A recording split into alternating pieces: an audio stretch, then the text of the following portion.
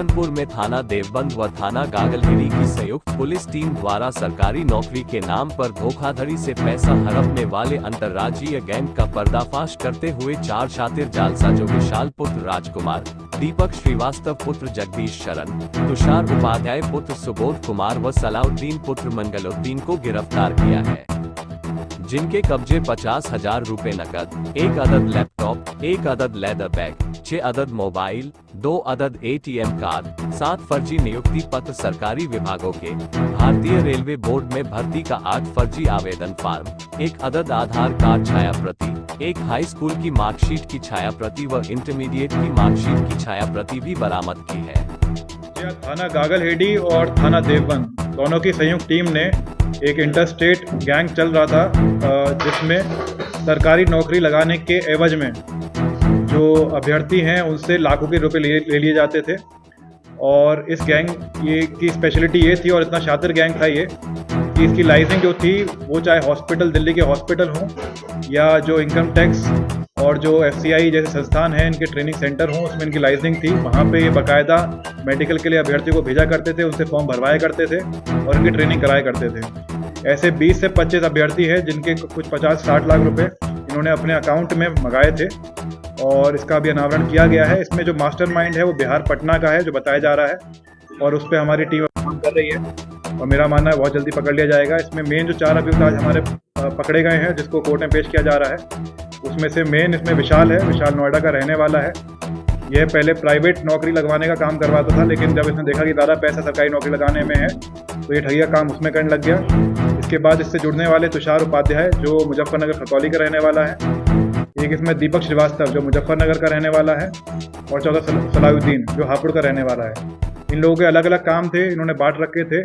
जो मेडिकल का काम कराने वाला था सलाउद्दीन था।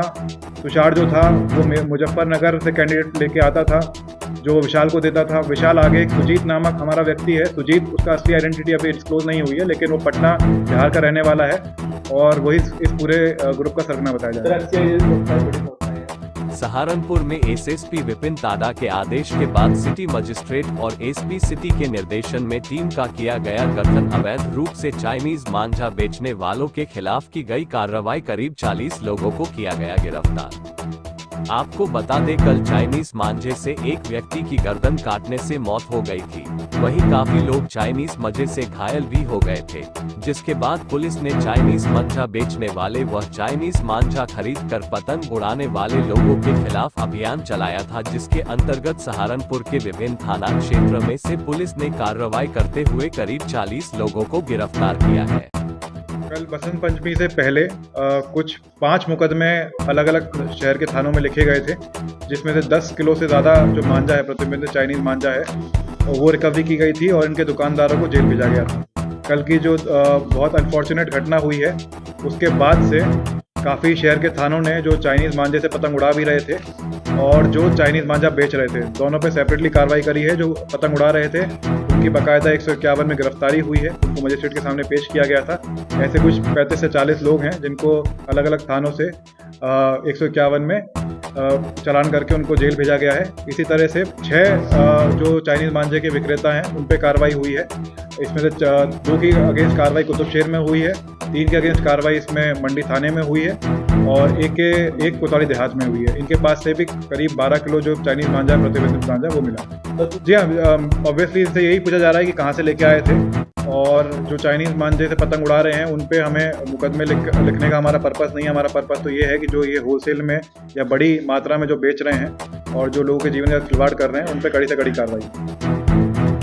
सहारनपुर के बेहट रोड स्थित सिद्धपीठ श्री बालाजी धाम के 16वें वार्षिक प्राण प्रतिष्ठा महोत्सव के कार्यक्रम में नगर में बालाजी महाराज का नगर भ्रमण कराया गया। श्री बालाजी सेवा समिति के तत्वाधान और श्री अतुल जोशी जी महाराज के सानिध्य में नगर भ्रमण यात्रा राजकीय क्रीड़ा मैदान से प्रारंभ होकर शहीदगंज, मोरगंज, कुमरान, बेहट रोड होते हुए बालाजी धाम पर संपन्न हुई। यात्रा में सबसे आगे धर्म ध्वजा लिए युवक चल रहे थे, उसके बाद संस्था का बैनर और गणेश जी की सवारी चल रही थी। बालाजी महाराज के रथ सारथी सरदार गुरप्रीत सिंह बग्गा रहे। यात्रा संयोजक राकेश जैन और मंच संचालन पंडित दीपक अग्निहोत्री ने किया।